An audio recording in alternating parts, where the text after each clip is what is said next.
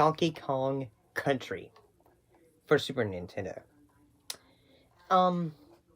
This has been a franchise that has, continued on and on. But, one thing that, I'm thinking, at least I think so, why don't we give this game a bit of attention to, look back and see how, okay, this franchise has, continued on. So the unlikely duo set off on a strange subterranean adventure. Donkey Kong Bonanza! And in a way said, okay, Rare, you're pretty rare. Let's talk about Donkey Kong Country.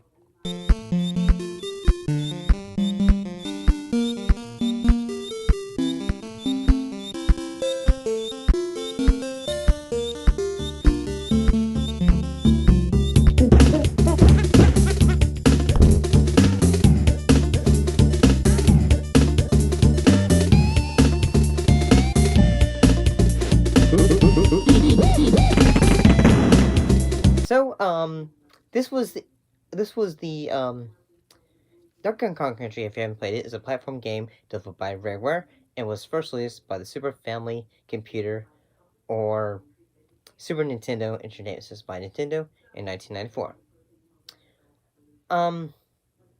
This was the first game that would, say, okay, debut of the character of Donkey Kong. Yes, he had been in the before he would, he was originally in Donkey Kong, the one which Mario is having to save, in which, Donkey Kong Jr. is having to save his father, and all that. One thing that is, the game, why is this game so great? Or, to take a pun from JonTron, rare. The game is known for being the first game to use pre-rendered sprites, creating a three-dimensional effect throughout the game. Let's look at some gameplay.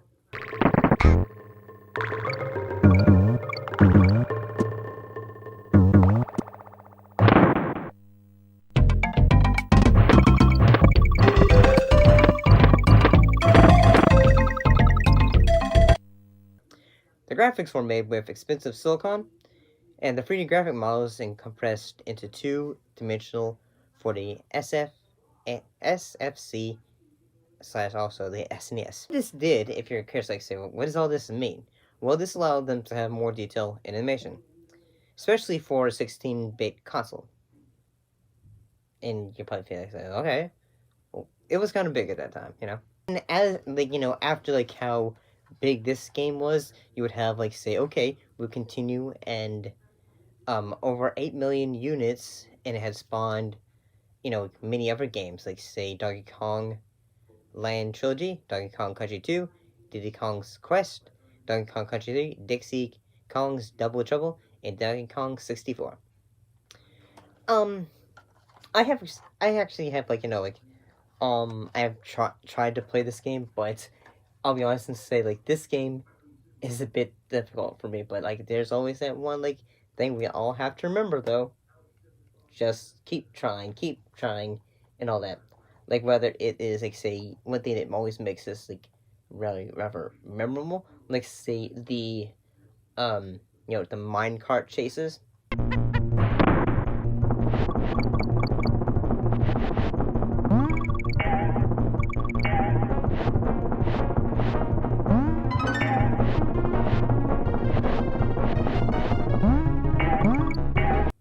And all that. Yeah, it's say, okay, come on, keep on trucking, and then, jumping at that right moment, and all that. And, yeah, also, one thing that the game also has really good job with is its music.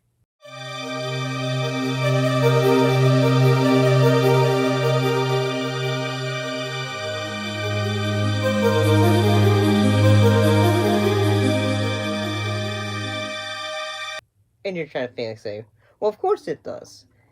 Games are always having to, especially in this era of 16-bit, for, say, the Super Nintendo. That was one thing, you had to rely on both your bits, gameplay, and music to be able to, say, create something that would have a sense of memorability. But what was the story about? Well, um, in the story, on Donkey Kong Island, Diddy Kong and Donkey Kong's, who is Donkey Kong's nephew, has taken the weighty responsibility of guarding DK's precious banana hoard for one night as part of his hero training. And then what ends up happening, though, is all the bananas end up going, disappearing. Entered the villain of the game, King K. Rool. So basically, same one thing that you're trying to do as the game goes on is try to, you know, get back your banana hard and such. So one thing that the gameplay is like, say, okay, like you can have like say characters like you can climb on things, you can like jump, you can swim and such. This was a game that when I say okay, when we think about it, especially in this era of Super Nintendo, we'd think platformers and the such. The gameplay and it have introduced a tag team element. And this wasn't really seen much in games.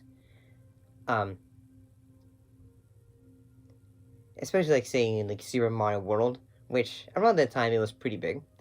For example, like if Kong was to be harmed, he would run away and was out of play until a DK barrel was found and broken, and then he was revived. Once both characters have been defeated, or if any Kong falls into bit, a single life is lost.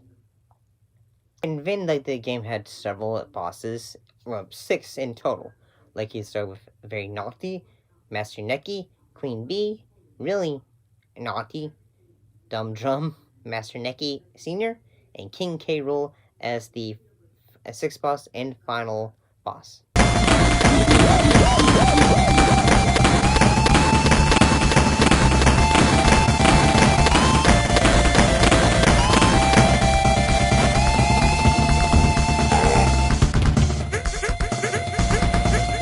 It had several worlds on the game. You had the Congo Jungle, the Mine, the Vine Valley, Gorilla Glacier, Croc, Industries Inc., Chimp Caverns, and the 6th level was Gangplank Galleon, which was King K. Rool's ship. It wasn't a level, but it was like say where you'd have the final boss of the game.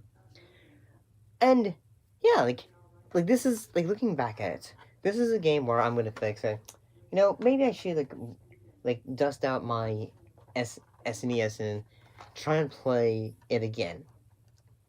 Maybe I'll eventually be able to get to a certain point.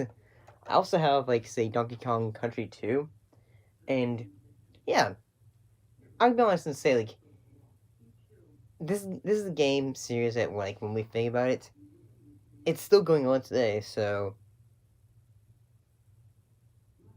it's pretty big. I'll see you next time.